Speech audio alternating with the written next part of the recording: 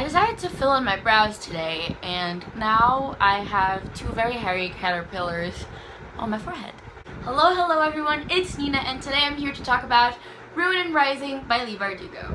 If you don't know, this is the third and final book in the Grisha trilogy by Leigh Bardugo, and I wanted to read this trilogy before February because King of Scars, the next book in this universe, came out yesterday, and I will soon get my hands on a copy. I'm so excited! But yeah, I finally finished reading this trilogy. I feel like it took me longer than it should have, considering that this is a relatively small book. It has like, what, 400 and something pages, and it's less than 450 pages for sure. And today I'm going to give you my thoughts on the last book.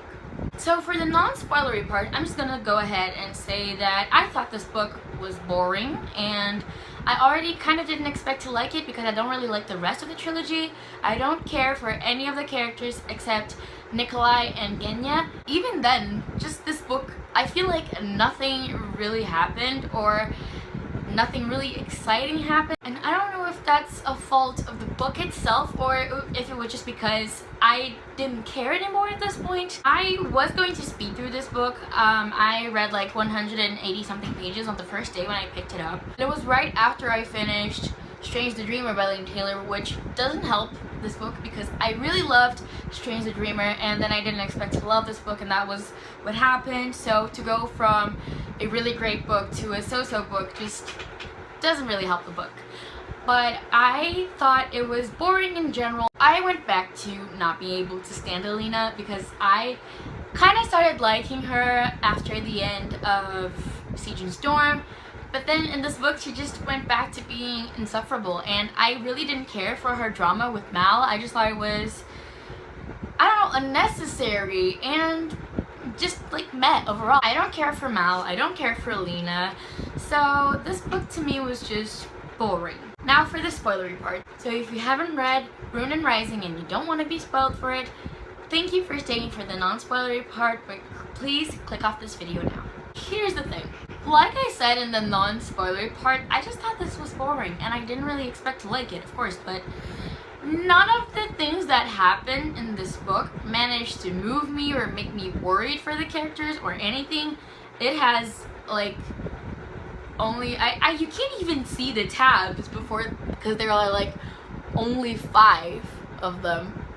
So, yeah, that's how boring this book was to me.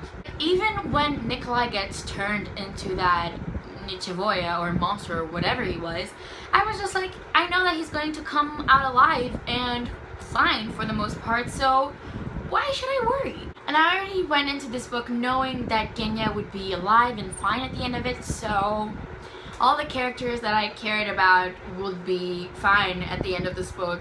And I don't know, I think I knew a lot of what happens in this book. Like, I knew that Alina obviously defeated the Darkling, and I knew that she pretended to be dead. Maybe if I hadn't been spoiled for this book, I would have liked it more, but I'm really not sure. Since I love the Six of Crows duology so much, I couldn't help but compare the two of them, and the differences are really just there, you know? It just shows how much Leigh Bardugo has evolved in her writing and her character building and just everything in general.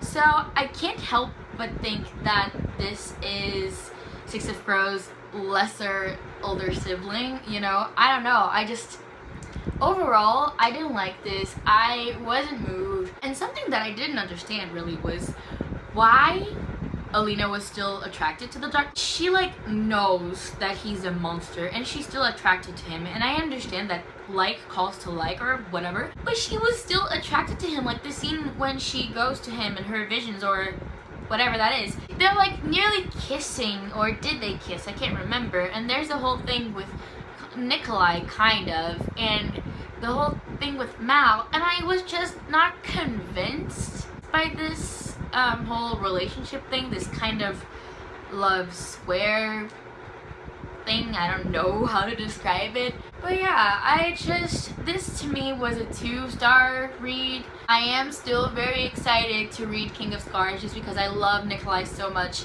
and I love how Leigh Bardugo's writing has improved. I love her with all my heart, but this trilogy just wasn't for me. I read good reviews of it and I just can't agree with them. This was boring. It didn't impact me in any way. It didn't make me have my normal reactions when I like a book, like squealing or feeling for the characters or anything. It just made me go like, eh. By the end of the book, I was just kind of speeding through it because I had basically lost interest. This book wasn't enough to keep me hooked. I did think it was really cute when Zoya in the end like gives Alina a blue kefta. I just really love that moment. I am so excited to see Zoya again in King of Scars. I hope she makes an appearance and I hope she has a lot of character development because I think she's a really interesting character that didn't really get explored in this series. And I'm also really excited to read more about Genya and Nikolai and Nina, obviously, because I know that she's going to have a POV in this book and I love her with all of my heart. So yeah, overall the Grisha trilogy wasn't for me. It just fell really flat for me. And I think that for the most part I didn't really like it because I didn't care for any of the main characters. I only cared about Nikolai and Genya, but I already knew how they would turn out to be after the series ended. So unfortunately, this wasn't for me. Alright everyone, I think this is it for today's video. I don't really have a lot to say about Ruin and Rising because, like I said a gazillion times before in this video, I just think it was boring and yeah, it wasn't for me. So thank you so much for watching this video. I hope you enjoyed it and I will see you next time.